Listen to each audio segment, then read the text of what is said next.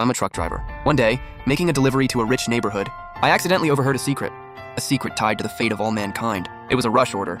The truck was packed with solar panels, blast-proof doors, and heavy-duty reinforced window materials. None of that seemed strange to me. What really got me was the sewage purification pump. The client's villa was tucked against a mountain with fresh water all around. Their water came straight from the mountain spring at the source, channeled down as live running water through the community's underground auto purification system. So in the middle of all that, those water pumps made 0 sense. When I arrived, I noticed there was already a whole convoy ahead of me. Based on my experience, the stuff in those trucks was all completely different from each other. Daily supplies, food, even a whole truckload of brand new furniture. I opened the door and hopped out, bummed to smoke with the driver waiting behind me, and we started chatting. Man, these people are loaded. Buying all this stuff? You opening a store in there or what? That cracked me up. But deep down, something felt off. I was gonna keep talking, but suddenly I really had to pee. I checked how far along the unloading was, tapped the driver on the shoulder. Gotta hit the bathroom real quick. Watch my spot for me. I'll be right back, he goes. Go ahead, this place has everything, but none of it's for outsiders like us. I wandered around and finally found a public restroom tucked in a corner. After handling business, I took the longest route back and barely found my way. On the way back, out of the corner of my eye, I caught a glimpse of a villa's backyard. 2 guys in suits, deep in conversation, staring at the delivery trucks with dead serious looks on their faces. I quietly moved closer and hid in the shadows around the corner. How long do those people need to develop the antidote? No idea, and they literally offered us spots at the safe base. And you're turning it down? You're seriously out here building your own fortress at home? That's just a waste of time, man. You don't know, Jack. $1 billion per ticket to get into that safe base. And the conditions might not even be good. Nothing beats living in your own home. Those zombies can be as tough as they want. Can they get through a bulletproof door? Zombies. The second I heard that word, a chill ran through me from head to toe. If I'd heard this conversation anywhere else, I would have written it off as nonsense. But these 2 guys, they had access to the highest levels of society, the kind of info most people never see.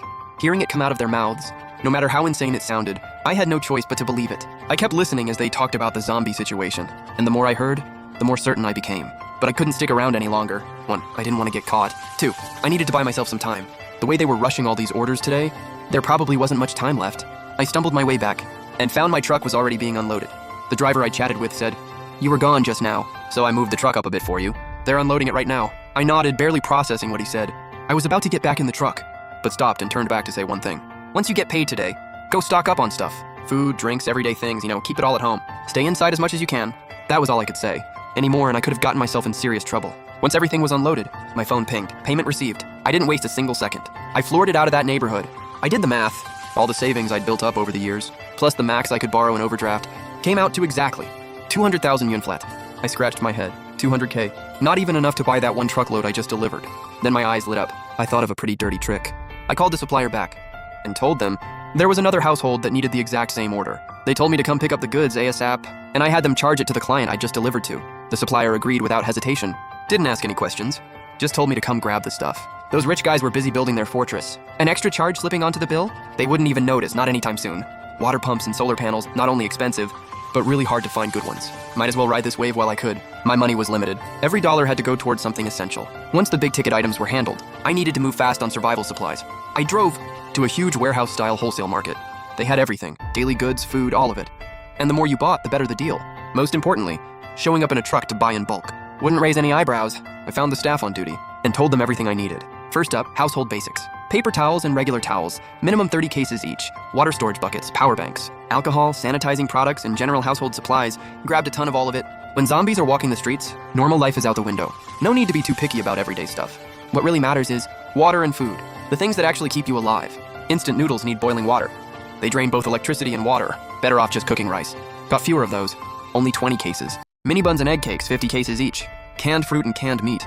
Pick the most recent production dates, 20 cases each. 600 lubs of rice, 400 lubis of flour, soybeans and wheat, 10 lubis each. Dried tofu, wood ear mushrooms, dried shiitake, and dried ham, long shelf life stuff, 50 of each. Lbs, dehydrated frozen vegetables, 50 lbs, chocolate and sugar for energy, 5 cases each, and 2 cases of vitamin effervescent tablets. I glanced down and saw beer and drinks on the wholesale market order sheet.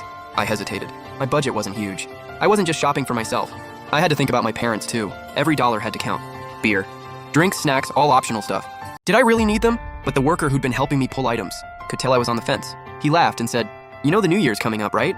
So beer and drinks combined. Once you hit 20 cases, everything's 30% off. 20 cases isn't even that many." I had no idea how long this disaster would last. But people need some joy to keep going. I nodded and ordered 5 cases of beer, 5 of Coke, 5 cases of orange juice, and 5 cases of coconut milk, my mom's favorite. Then I threw in some random chips, spicy snacks, little cookies, whatever. just enough to fill up the rest of the truck. I looked at my completely packed truck and finally felt a little better. The worker standing next to me, still smiling, handed me the bill. Total for everything, after the 10% event discount, came out to 47,000 yuan. I paid through the pain, did the math.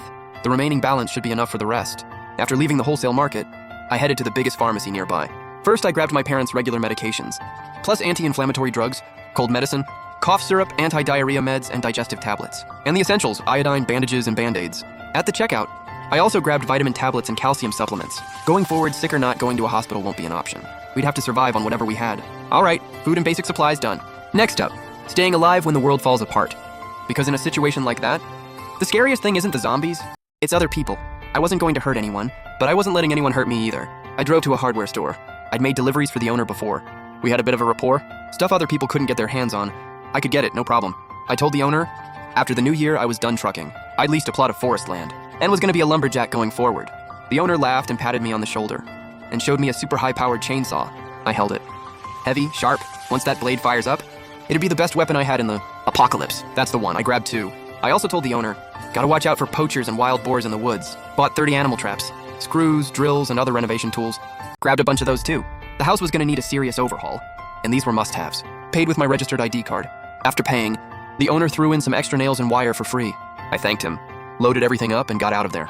Destination, my hometown. The house where my parents live out in the countryside. In the apocalypse, nowhere is completely safe. But going somewhere off the grid, always the right call. My hometown is deep in the rural mountains. Barely any people, backed up against a big mountain. Every household has its own yard, at least 100 meters from the nearest neighbor. The house is surrounded by trees and bamboo groves. Pretty much the perfect hideout. I reversed the truck and pulled into my family's front yard. My parents heard the noise and came rushing out. Once I got the truck parked, I jumped out and hugged them tight. Seeing them in that moment, I finally let out a breath. My whole body was shaking. My parents thought I'd been through something rough out on the road. They frantically patted my back, trying to calm me down. Once I settled down a bit, I sat them down and held their hands, and walked them through everything, start to finish. My parents hadn't had much education. In their world, the word zombie had never come up. They looked at each other completely lost. They couldn't quite wrap their heads around what I was saying. But even without fully understanding, my mom went and dug through every drawer and cabinet, and came back with the family savings passbook. She put it in my hands. Your dad and I don't really get it, but this money, we've been setting it aside for you all these years. Tomorrow, let your dad go with you to town. Whatever you need, just get it. I gripped the passbook and nodded hard. Me and my dad together unloaded everything from the truck. Took nearly 4 hours. We were both soaked through with sweat. Out in the country, self-built 2-story houses, the best thing about them is the space. Usually just used to store random junk, but now it was just enough to hold everything I'd brought back. While my dad and I were unloading, I had my mom start placing the water storage buckets in a separate room by themselves. She ran a pipe up from the first floor.